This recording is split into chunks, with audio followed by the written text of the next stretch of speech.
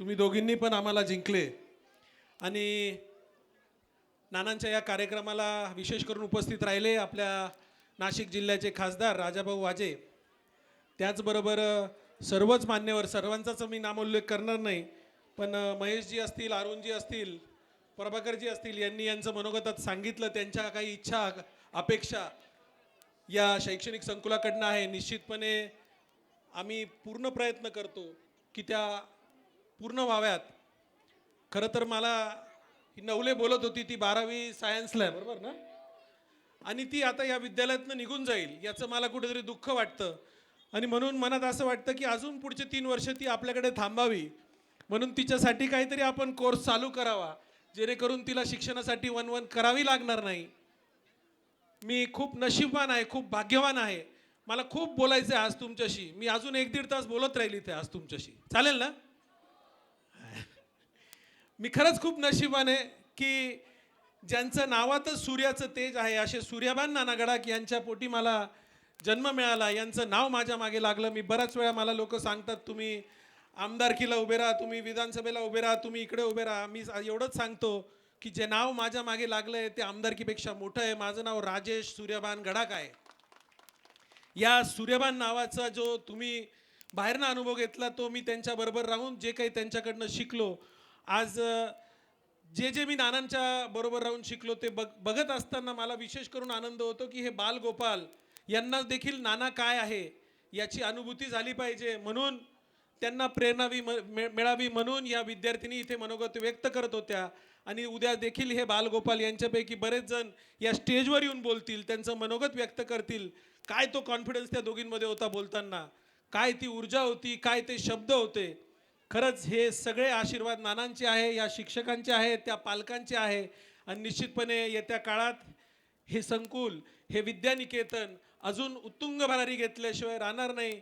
मी तुम्हाला 1-2 मिनटं जादा घेतो, पण जे नानांचं तेज, जो नानांचा ओरा होता, जो मी बघितला होता. नाना जर आज इथं स्टेजवर उभे राहिले असते तर तुम्हाला त्यांच्यातलं तेज दिसलं असतं. त्यांचं बोलणं, त्यांचं वक्तृत्व, त्यांचं चालणं, त्यांची जी धोतर पकडायची जी पद्धत होती, एखाद्याशी बोलायची, अधिकाऱ्याशी बोलायची जी पद्धत होती, तुम्हाला मी सांगतो शब्दांमध्ये ती सांगता येणार नाही. माझ्या मते आज परसराम बाबा इथं उपस्थित आहेत.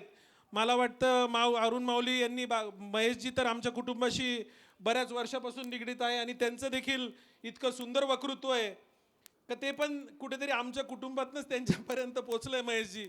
निश्चितपणे मला वाटतं, मला अजून नशीबवान मी दुसऱ्या गोष्टी याच्यासाठी आहे की हे जे तुम्हाला घडवणारे शिक्षक जे इथे लाभले, याच्यात माझं हे शैक्षणिक संकुल घडण्यात, हे विद्यानिकेतन घडण्यात माझा वाटा फक्त 15-20%, 80%, 70-80% वाटा या शिक्षकांचा आहे. ही तरुण पिढी, या जुन्या पिढीची जी मिलाप इथे झाला, मी आमचे कोकाटे सर असतील तर पवार सरांपर्यंत, RS गडाख सरांपर्यंत, थोरात सर, सगळ्यांचा जर नाम उल्लेख केला पाहिजे. ही सगळे पोरं, तरुण पोरं, शुभम सर आहे, ठोक सर आहे, आमचे कोकाटे, सगळ्यांचं आताचे समोर दिसत आहे, त्यांचा नाम उल्लेख होतोय.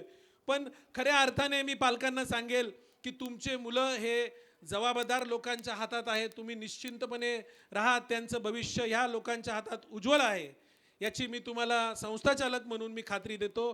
पण नशिबान मी यासाठी म्हणतो की असे लोक मला जुळत जात आहेत आणि आपोआप गोष्टी घडत जात आहेत. सुरुवातीच्या काळात माऊली आणि मी आणि अजून बरेच लोक ह्या मला तो दिवसही आठवतो. माऊली, आपण चहा प्यायला तुम्ही मला थांबवलं, पंचाळकरलाही हुशार आहे, थांबवलं चहा प्यायला आणि विषय काढला शाळेचा. त्यावेळेला शाळेला जागा नव्हती, इमारत नव्हती, काहीच नव्हतं. पण आमचं त्यावेळेला देखील थोडंसं संघर्षाने आणि प्रेमाने बोलणं झालं. पण त्याची उत्पत्ती म्हणून आज एवढं सगळं इथे मोठं विद्यालय इथे उभं राहिलं. आपण सगळे जण त्याच्यात शिक्षण घेत आहात आणि हा कार्यक्रम खरं तर विद्यार्थ्यांचा सादरीकरणाचा आहे. त्यांच्या कलागुणांचा आपण वाव दिली पाहिजे, त्यांना स्टेज डेअरिंग आलं पाहिजे.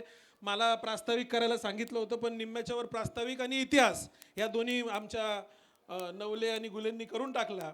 मी या निमित्ताने मला खरंच नानांची आठवण येते आणि अभिमान वाटतो की त्यांच्या संकुलात त्यांनी घेतलेल्या, त्यांच्या या संघर्षमय जीवनात त्यांनी जे उभं केलं, त्याच्यात आज अशा प्रकारचे मुलं इथे आहेत, घडत आहेत. निश्चितच आज त्यांना त्यांच्या स्मृतीस अभिवादन म्हणजे हे मुलांचे वक्तृत्व यांचं सादरीकरण एवढंच आहे. मला असं वाटतं आपण सगळ्यांनी जबाबदारीने इथून पुढे नानांचं नाव पुढे नेण्यासाठी काम केलं पाहिजे. सगळ्या शिक्षकांनी, सगळ्या विद्यार्थ्यांनी. मी आपल्या सगळ्या विद्यार्थ्यांना उज्ज्वल भविष्यासाठी खूप खूप शुभेच्छा देतो आणि नानांच्या स्मृतीस अभिवादन करून थांबतो. धन्यवाद. धन्यवाद सर.